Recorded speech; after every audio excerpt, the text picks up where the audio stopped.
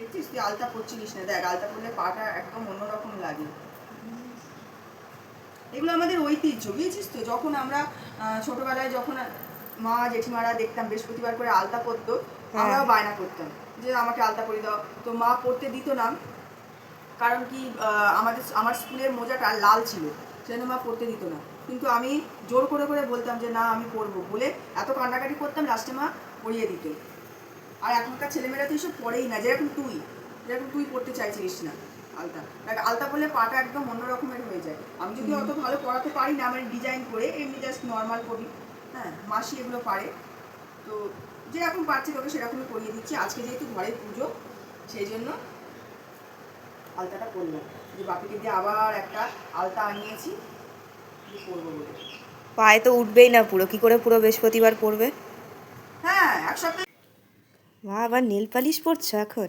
হ্যাঁ, নেল পালিশটা অনেকদিন থেকে পড়া হচ্ছে না, পরবো করে থাক। আজকে যখন দেরি করেই পুজো 12টার সময়, এখন অনেক টাইম আছে, তাই ভাবলাম একটু পরে নিই। তুই পরবি তো, চলে আয়। হ্যাঁ, মা এখন এখানে নারকেল কুটতে বসে গেছে। শুধু নারকেল কুটলে? হ্যাঁ, ওগুলো এবার সাজাবো, ফল কাটবো আর একটু পরে।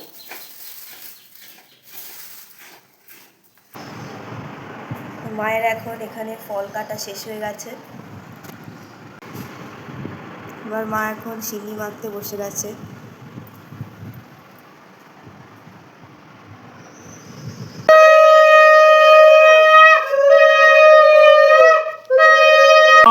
ওং তে গন্ধা ফুলময়িনাদারত্তমাসনায় নমঃ ওং মালালয়াং মক্রালয়াং ওশেতায় নমঃ তথাবিগৈব